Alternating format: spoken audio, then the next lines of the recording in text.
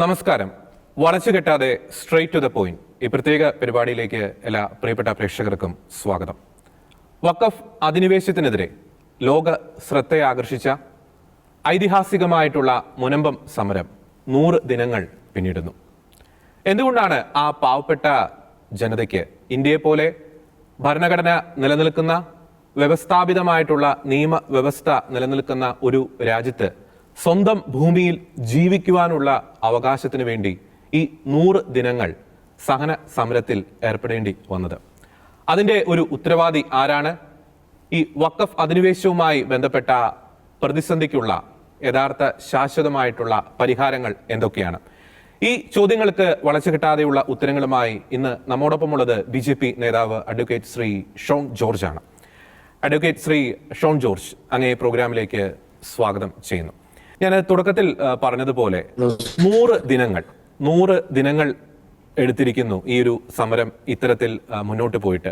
അതിനു മുമ്പ് വർഷങ്ങളായിട്ട് മുൻപത്തെ പാവപ്പെട്ട ജനത ഈ വഖഫ് അധിനിവേശവുമായി ബന്ധപ്പെട്ട് വളരെ വലിയ ദുരിതം അനുഭവിച്ചുകൊണ്ടിരിക്കുന്നു. ഇന്ത്യയെ പോലെ ഇത്തരത്തിലൊരു ഭരണഘടനാ സംവിധാനം നിലവിലുള്ള ഒരു രാജ്യത്ത് എന്തുകൊണ്ടാണ് ഈ 100 ദിനങ്ങൾ എടുത്തിട്ടും ഈ ഒരു പ്രശ്നത്തിന് ഒരു പരിഹാരമാകാതെ പോകുന്നത്? വെറും ഒരു 10 മിനിറ്റ് കൊണ്ട് പരിഹരിക്കാവുന്ന പ്രശ്നം എന്തുകൊണ്ട് ഇങ്ങനെ ദിനങ്ങളായി നീട്ടിക്കൊണ്ട് പോകുന്നു? ശ്രീ ഷോൺ ജോർജ്. വളരെ ചെറിയ ചോദ്യമാണെങ്കിലും വലിയ ഉത്തരമാണ് അതിനുള്ളത്. ഏറെക്കുറെ 100 വർഷക്കാലത്തെ 123 വർഷത്തിന്റെ ചരിത്രമുണ്ട് മുനമ്പം ജനതയ്ക്ക് ആ മണ്ണിൽ. ഒരുപക്ഷെ ലോക ജനതയിൽ ലോകത്തെവിടെയും ഇങ്ങനൊരു ഗതികേട് ഉണ്ടായിരുന്നു. ഇതിന്റെ പ്രശ്നം കിടക്കുന്നത് ബഹുമാനപ്പെട്ട ഹൈക്കോടതി ഡിവിഷന്റെ പൂർണ്ണമായ അവകാശം ഫാറൂഖ് കോളേജിനാണ് എന്നുള്ള കേരള ഹൈക്കോടതി ഡിവിഷൻ ബെഞ്ചിന്റെ ഉത്തരവിന്റെ അടിസ്ഥാനത്തിലാണ് ബെഞ്ച് ഇട്ട ഉത്തരവിനെ അതിനെ വിശ്വാസത്തിലെടുക്കാൻ പോലും കഴിയാത്ത രീതിയിൽ, അതിനെയും മറികടക്കാൻ കഴിയുന്ന രീതിയിൽ ഭരണഘടനയ്ക്ക് മുകളിൽ ഇവിടെ ഒരു നിയമം നിർമ്മിക്കപ്പെട്ടു. ജമാഅത്തെ ഇസ്ലാമിയും അതുപോലെ പോപ്പുലർ ഫ്രണ്ടും PFIയും ഉൾപ്പെടെയുള്ള സംഘടനകളാണ് വഖഫ് സംരക്ഷണ സമിതി എന്ന് പറഞ്ഞ അവിടെ പോസ്റ്ററുകൾ ഒട്ടിച്ചിരിക്കുന്നത്. 610 കുടുംബങ്ങളെ ഇവിടെ നിന്നും കുടിയൊഴിപ്പിക്കണം, വഖഫ് ഭൂമി തിരിച്ചു പിടിക്കണം എന്നാണ് അവർ ഇപ്പോഴും ആവശ്യപ്പെട്ടുകൊണ്ടിരിക്കുന്നത്. ഞാൻ പറയട്ടെ, 100 വർഷത്തെ പാരമ്പര്യമുള്ള ഒരു ജനതയെ അവിടെ നിന്ന് ഇറക്കി വിടാൻ വേണ്ടിയാണ് അവര് ഈ ബഹളം ഉണ്ടാക്കുന്നത്. ഇവർക്കെല്ലാം ഇതിന്റെ പുറകിൽ കൃത്യമായ അജണ്ടകളുണ്ട്. നമുക്കറിയാം, വഖഫിന് ഈ മുനമ്പം ജനതയുടെ സമരത്തിന്റെ പശ്ചാത്തലത്തിലല്ല വഖഫ് ഭേദഗതി നിയമം കേന്ദ്ര സർക്കാർ കൊണ്ടുവരുന്നത്. അതിനു മുമ്പ് തന്നെ 2022 മുമ്പ് തന്നെ ഈ വിഷയത്തിൽ കഴിഞ്ഞ ഗവൺമെന്റിന്റെ കാലത്ത് തന്നെ ഈ വിഷയത്തിൽ ആലോചനകൾ ഉണ്ടായിരുന്ന ഡ്രാഫ്റ്റ് തയ്യാറായിരുന്നു എന്നൊക്കെയാണ് നമുക്കറിയാൻ കഴിയുന്നത്. ഇപ്പൊ ഞാൻ പറയാം, ഇന്ത്യൻ പാർലമെന്റിന്റെ ചുറ്റും മാത്രം 134 പ്രോപ്പർട്ടികളാണ് വഖഫ് ക്ലെയിം ചെയ്തിട്ടുള്ളത്, സർക്കാർ പ്രോപ്പർട്ടികൾ. അപ്പോൾ ഇന്ത്യയിലെ ഏറ്റവും വലിയ ലാൻഡ് ക്രാബിംഗ് ഏജൻസിയായി ഇത് മാറുന്നു എന്നത് തന്നെയാണ് ഇതിന്റെ അടിസ്ഥാനപരമായ പ്രശ്നം. അവിടെ ഒരു നിയമം എന്തുകൊണ്ട് ഇത് താമസിച്ചു? ഒരു നിയമം പാർലമെന്റിൽ കൊണ്ടുവരുന്നു. സ്വാഭാവികമായും മുനമ്പം എന്ന് പറയുന്ന ഒരു പ്രദേശം ഇല്ലായിരുന്നെങ്കിൽ ഈ നിയമത്തെയും, നരേന്ദ്രമോദി സർക്കാർ കൊണ്ടുവരുന്ന ഈ നിയമത്തെയും ഏതൊരു പ്രാവശ്യത്തെ പോലെ തന്നെ ഇതൊരു ന്യൂനപക്ഷ വിരുദ്ധ നിയമമായി ചിത്രീകരിക്കുമായിരുന്നു. പക്ഷേ നമ്മുടെ മുമ്പിൽ ഒരു മുനമ്പം വന്നതുകൊണ്ട് എന്താണ് വഖഫിന്റെ ദോഷഫലങ്ങളെന്നും അല്ലെങ്കിൽ വഖഫ് ഭീകരത എന്താണെന്നും നമുക്ക് പ്രത്യേകിച്ച് മലയാളികൾക്ക് പെട്ടെന്ന് മനസ്സിലായി. മലയാളികൾക്ക് മനസ്സിലായൊരു ഗുണമുണ്ട്, അത് ഇന്ത്യ മുഴുവൻ പഠനം വലിയ സമയം വേണ്ട. അതുകൊണ്ട് തന്നെ വളരെ പോസിറ്റീവായി ഈ നിയമം ഭേദഗതി ഉണ്ടാകണമെന്ന് ഇസ്ലാം സമൂഹത്തിനുള്ളിൽ തന്നെ വലിയ വികാരമുണ്ടായി. അപ്പോൾ അത് മുമ്പിൽ വരികയും സർക്കാർ ഇത് പാർലമെന്റിൽ അവതരിപ്പിക്കുകയും ചെയ്തു.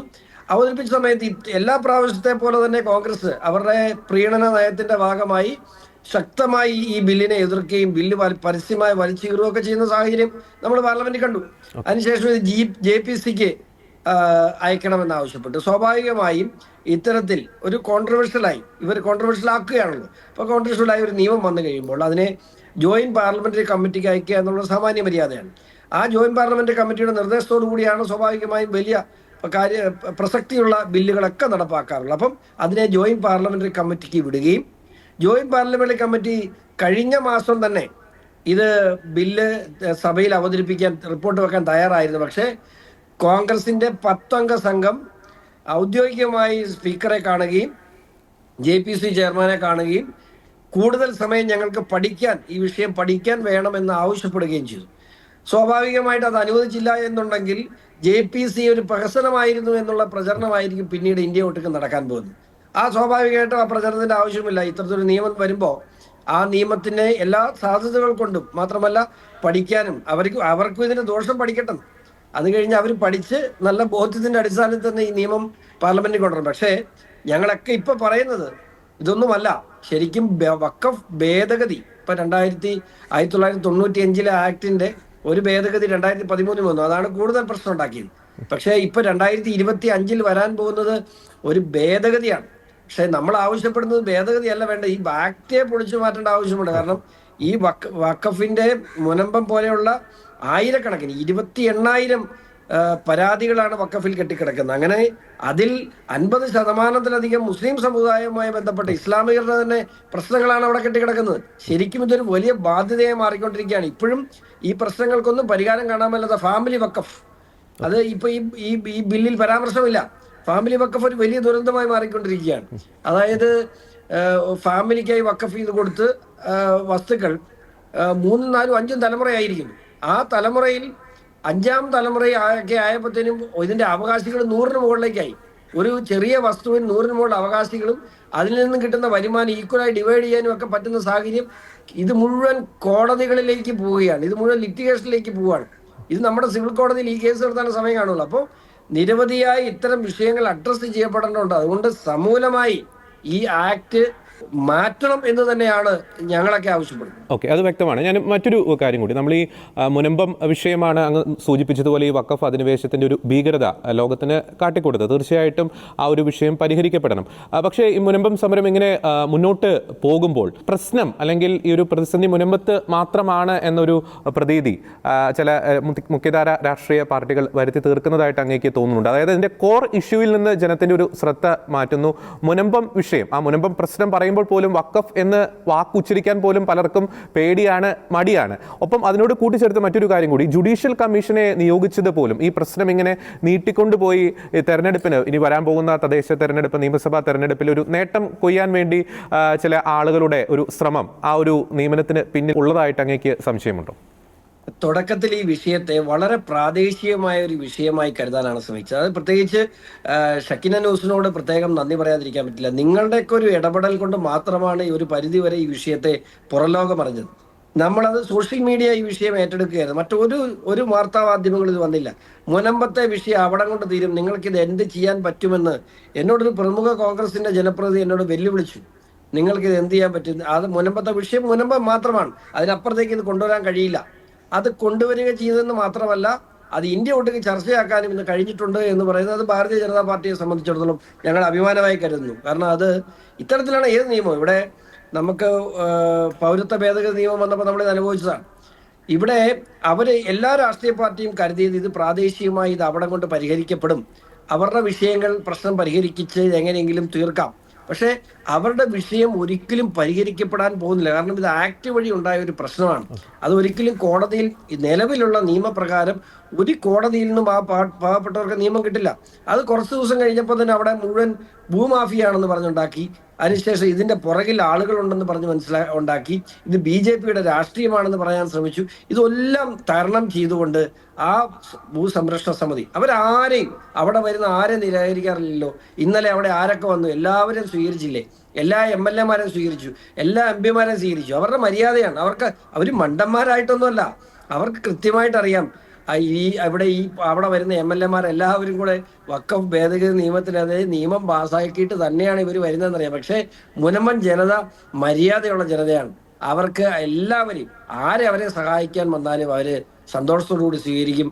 ആരുടെയും പിണക്കം സമ്പാദിക്കാൻ അവർ തയ്യാറല്ല, അവരാരുടെയും രാഷ്ട്രീയം കളിക്കാൻ തയ്യാറല്ല. ഞങ്ങൾ പറയാം, അവിടെ പരസ്യമായി വഖഫ് ഭേദഗതി നിയമത്തിനെതിരെ കേരള നിയമസഭയിൽ പ്രമേയം പാസാക്കി എത്രയോ പേര് ഒരു നാണവുമില്ലാതെ ഈ ദിവസങ്ങളിൽ അവിടെ കയറി ഇറങ്ങി. ഞങ്ങൾ ആരും ഒന്നും മിണ്ടിയില്ല.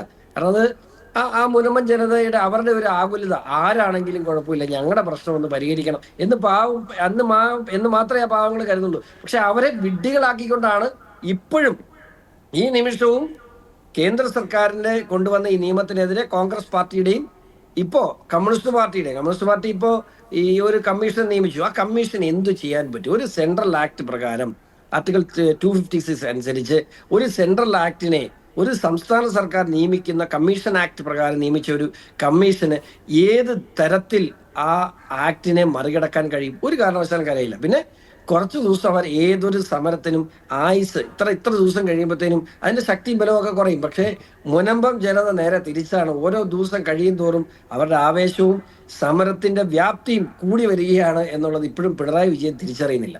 ഓക്കെ, രണ്ട് ചോദ്യം കൂടി അവസാനമായിട്ട്. ഈ ബഡ്ജറ്റ് സമ്മേളനത്തിലെങ്കിലും നമുക്ക് ഈ വഖഫ് ഭേദഗതി ബില്ല് പാസ്സാക്കും എന്ന് നമുക്ക് പ്രതീക്ഷിക്കാൻ സാധിക്കുമോ പാർലമെന്റിന്റെ? 4 മാസക്കാലമാണ് അഡീഷണൽ ആയിട്ട് ഇതിന് കൊടുത്തിട്ടുള്ളത്. വഖഫ് ഇന്ന് റിപ്പോർട്ട് ചെയ്തിട്ടില്ല. ഇന്ന് മാധ്യമങ്ങളിൽ തന്നെ റിപ്പോർട്ട് വന്നിട്ടുണ്ട്. റിപ്പോർട്ട് സമർപ്പിക്കാൻ തയ്യാറാണ് എന്ന് JPC അറിയിച്ചിട്ടുണ്ട്. പക്ഷെ അതിന്മേൽ എന്തെങ്കിലും കോൺഗ്രസ് ആക്ഷേപം ഉന്നയിച്ചില്ല എങ്കിൽ, അവിടെ നിങ്ങൾക്കറിയാം JPC നടന്ന കാര്യങ്ങൾ, ചെയർമാന് നേരെ കല്ലെറിയുക, ചെയർമാന് നേരെ ചെരുപ്പെറിയുക, അവിടെ JPC അംഗങ്ങളുടെ കൈ കടിച്ചു പറിക്കുക, ഇതൊക്കെ JPCയിൽ നടന്ന ഈ ദിവസങ്ങളിൽ.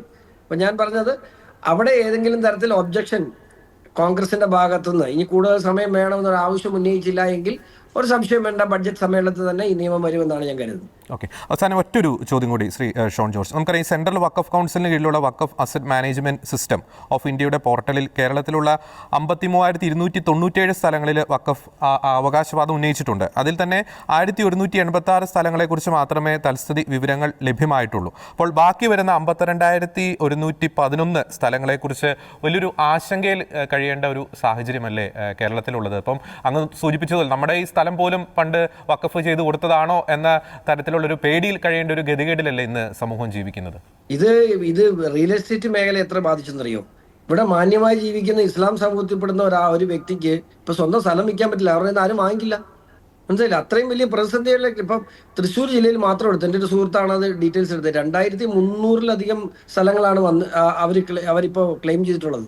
എന്നാൽ അത് അസറ്റിൽ വന്നിട്ടില്ല. അപ്പോൾ അവർ നോട്ടീസ് കൊടുത്ത് അവരുടെ ക്ലെയിമിൽ നിൽക്കുകയാണ്. ഇതെല്ലാം ഇനി ഇഷ്യൂ ആയിട്ട് വരാൻ പോവുകയാണ്. അപ്പോൾ തീർച്ചയായിട്ടും നിയമനിർമ്മാണത്തിന് ശേഷം അവർക്ക് കൂടുതൽ ഇപ്പോഴത്തെ സാഹചര്യം അനുസരിച്ച് കളക്ടർക്ക്, പ്രത്യേകിച്ചും റവന്യൂ ജില്ലാ ഓഫീസർ എന്ന നിലയിൽ കളക്ടർക്ക് കൂടുതൽ അവകാശങ്ങളുണ്ട്.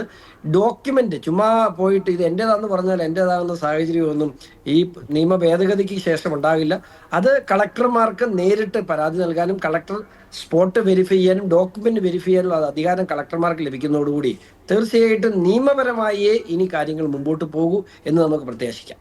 ഓക്കെ, വളരെ നന്ദി ശ്രീ ഷോൺ ജോർജ്. പ്രത്യേകിച്ച് മുനമ്പം ജനത നടത്തുന്ന വഖഫ് അധിനിവേശത്തിനെതിരെ നടത്തുന്ന ഐതിഹാസിക സമരം, ആ ഒരു സമരത്തിൻ്റെ ഒരു പ്രസക്തി, ഒപ്പം തന്നെ ഈ വഖഫ് നിയമം തന്നെ പൊളിച്ചെഴുതി അത് അറബിക്കടലിൽ എറിയേണ്ട അതിൻ്റെ ഒരു ആവശ്യകത, അതിനെപ്പറ്റിയൊക്കെ വളരെ വിശദമായിട്ട് അങ്ങ് ഷെക്കീന ന്യൂസുമായി പങ്കുവച്ചു. അങ്ങേക്ക് നന്ദി.